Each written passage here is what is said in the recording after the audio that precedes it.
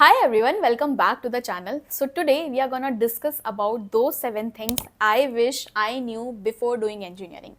I wish कि अगर मुझे ये सारी चीज़ें कोई बता देता ना तो मैं शायद से आज अपने करियर में ज़्यादा बेटर कर रही होती। तो आज की जो वीडियो होने वाली है ना वो उन सभी लोगों के लिए इम्पॉर्टेंट होने वाली है जो लोग 2025, 2026 में अपनी कॉलेज लाइफ शुरू करने वाले हैं, स्पेशली इंजीनियरिंग में। मेरा मोटिव इस वीडियो को बनाने के पीछे सिर्फ इतना सा है कि मैं आपको अवेयर करा पाऊँ कि वो कौन कौन सी कॉमन मिस्टेक्स हैं जो ज़्यादातर सभी लोग करते हैं, इवन मैंने भी की थी अपनी इंजीनियरिंग लाइफ में। और इस वीडियो के देखने के बाद आप लोग नहीं करने वाले हो। So let's begin. Number 1, engineering is not a automatically high paying job. आप लोगों ने काफी बार अपने पेरेंट्स से, नेबर्स से सुना होगा कि एक बार इंजीनियरिंग कर लो, लाइफ सेट हो जाएगी। और ये चीजें हमें इतनी बार बोल दी जाती है ना कि हमारे दिमाग में भी एक रॉन्ग परसेप्शन बन जाता है कि अब तो हमने इंजीनियरिंग में एडमिशन ले लिया है, जॉब तो आराम से लग जाएगी। लेकिन रियलिटी इससे काफी ज्यादा अलग होती है।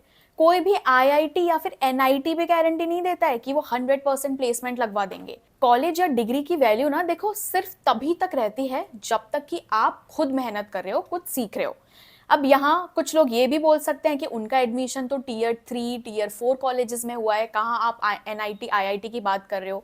उनके तो कॉलेज का प्लेसमेंट के हाल और भी ज़्यादा ख़राब है। फिर तो देखो यार, आप लोगों के केस में ना आप लोग के लिए ये एक वेकअप कॉल होनी चाहिए, क्योंकि आप लोग के पास अभी पूरे के पूरे 4 साल हैं जिसमें आप नए नए स्किल सीख सकते हो। उनके बेसिस पर एक अच्छा पोर्टफोलियो बनाकर अपने 3rd या 4th ईयर में high paying internships and jobs भी ले सकते हो। नंबर 2, और ये बहुत इंपॉर्टेंट पॉइंट है और इस पॉइंट ने ना बहुत सारे लोगों को परेशान कर रखा है। Your branch do not decide your future. I repeat, your branch do not decide your future. अब स्टूडेंट्स के साथ होता क्या है ना कि अगर उनको कंप्यूटर साइंस या फिर आईटी नहीं मिलती है तो उनको लगने लगता है कि यार अब ना उनके अच्छे जॉब पाने के जो जितने भी जो स्कोप्स थे ना वो सब के सब खत्म हो चुके हैं। बट यार ट्रस्ट मी, ऐसा नहीं होता है। अगर आप अपने इंजीनियरिंग के वो 3-4 साल प्लान करके चलो ना कि किस ईयर में आपको क्या करना है, कौन कौन से लैंग्वेजेस सीखने हैं, कौन से प्रोजेक्ट्स बिल्ड करने हैं, कौन से इंटर्नशिप्स के लिए कैसे प्रिपेयर करना है, then definitely you will have a good career. Even talking about myself, मेरी खुद की ब्रांच भी सीएस या आईटी नहीं थी। क्या करूँ यार, मिली ही नहीं थी। But today I am doing really well in my career. तो आपकी चाहे जो भी ब्रांच हो, लिटरली मैटर नहीं करता अगर आपने अपने लिए एक सिस्टमैटिक प्लान बनाकर उसे फॉलो करा है तो। Number 3, everyone feels lost by 3rd year and that's why I से स्टार्ट अर्ली। देखो यार, this is a universal emotion. But जब कॉलेज के प्लेसमेंट्स पास आ रहे होते हैं ना तो एवरी वन फील्स लाइक कि मुझे तो कुछ आता ही नहीं है, मैंने तो कुछ पढ़ा ही नहीं है, and that's totally okay. At that time every one feels overwhelmed, क्योंकि फ्रॉम फर्स्ट ईयर हम लोग इधर इधर से थोड़ा बहुत पढ़ना शुरू कर देते हैं। बट जब एक्चुअली में प्लेसमेंट्स पास आते हैं ना तो लगता है कि इसे अब अप्लाई कैसे करेंगे। जो भी हमने पढ़ा होता है उससे हमने रिवाइज तो किया नहीं होता है। कहीं अगर इंटरव्यू में कुछ भी आंसर नहीं आया तो, एंड ट्रस्ट मी, सिर्फ ऐसे कुछ इमोशंस की वजह से स्टूडेंट बहुत अंडर कॉन्फिडेंट हो जाता है। And sometimes due to this feeling कुछ इंटरव्यूज तो ऐसे ही क्लियर नहीं होते हैं। Number 4, focus more on practical skills projects than theory.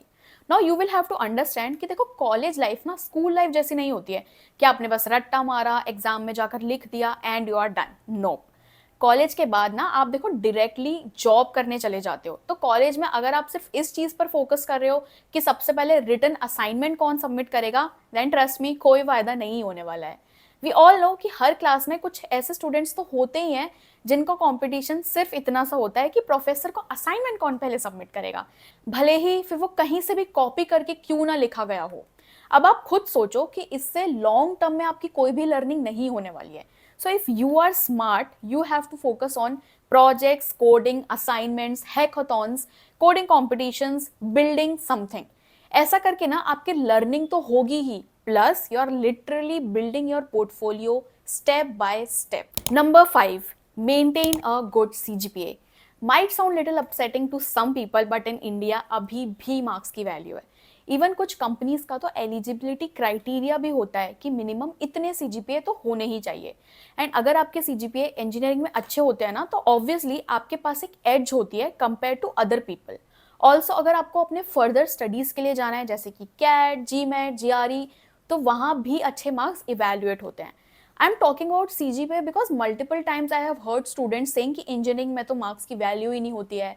But on the contrary I suggest you to maintain at least 8 CGPA. This even has a term. This is called safe GPA. Point number 6. Network with good people and good seniors. आपने ये point ना I know कि काफ़ी बार सुना होगा, but you know what, this is true कि college life में अगर आपने अच्छे लोगों के साथ नेटवर्क कर लिया ना, देन लेटर इन करियर आपको बहुत सारी अपॉर्चुनिटीज तो इन लोगों के थ्रू ही मिल जाती हैं. And this point is not even specific to only engineering people. ये सारे ही उन स्टूडेंट्स के लिए वैलिड है जो लोग अपनी कॉलेज लाइफ शुरू करने वाले हैं. So please make sure to connect with those people जो लोग कुछ एक्स्ट्रा जाकर कर रहे हो. अगर किसी ने कोई स्टार्टअप शुरू किया है, किसी ने कोई अच्छी सी इंटर्नशिप क्रैक कर ली है, तो ऐसे लोगों के साथ कनेक्ट करके ना आपको एक रियलिटी चेक मिलता है कि यार आप अपने खुद की लाइफ में क्या कर रहे हो. And you also get some kind of inspiration from these people to do more in your life. Point number 7. Soft skills are career gold. I feel this point is little underrated. इतने सारे videos already बनने के बाद भी I personally have rarely seen those kind of people who are a little too greedy for personality development. देखो यार, आजकल ना टेक्निकल नॉलेज तो सभी के पास होती है. कोडिंग सीख लोगे, इंजीनियरिंग कर ली, but what makes you stand out? तुम्हारी communication skills, team work ability, leadership qualities, ये सब ही तो सॉफ्ट स्किल्स होते हैं. जब तुम किसी भी एक इंटरव्यू में बैठोगे तो रिक्रूटर सिर्फ और सिर्फ तुम्हारा CGPA नहीं देखने वाला है, वो ये भी देखेगा कि तुम बात कैसे करते हो, कॉन्फिडेंस है भी या फिर नहीं, टीम के साथ आगे चलकर काम कर भी पाओगे या नहीं. तो इसीलिए कॉलेज में प्रेजेंटेशंस देना, ग्रुप डिस्कशंस में पार्टिसिपेट करना, सोसाइटीज ज्वाइन करना, ये सब तुम्हारी सॉफ्ट स्किल्स को डेवलप करने में हेल्प करते हैं. अगर तुम एक इंट्रोवर्ट हो तो पब्लिक स्पीकिंग के ऊपर क्लासेस लो. अगर ओवर कॉन्फिडेंट हो तो लिसनिंग स्किल्स में इंप्रूव करो. Problem solving, time management, adaptability, ये सारे स्किल्स कोई भी बुक नहीं सिखा सकती है तुमको. रियल लाइफ एक्सपीरियंसेस से ही आते हैं. एक ना हाइपोथेटिकल सिचुएशन लेकर देखते हैं. तो देखो, कंपनीज में ना 2 तरीके के लोग हैं. दोनों के पास ही टेक्निकल क्वालिफिकेशंस एकदम सेम है, बट जिसके पास बेटर कम्युनिकेशन और लीडरशिप स्किल्स होते हैं ना, वो प्रमोट होता रहता है और दूसरा बंदा बस गधा मजदूरी करता रहता है. सॉफ्ट स्किल तुम्हें लाइफ लॉन्ग बेनिफिट देते हैं, चाहे फिर जॉब हो, बिजनेस स्टार्ट करो या फिर आगे चल के किसी भी फील्ड में जाओ.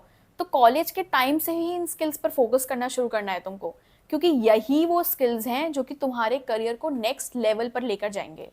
Okay, so that's all for today's video. Do like and subscribe the channel for more such content. Happy learning.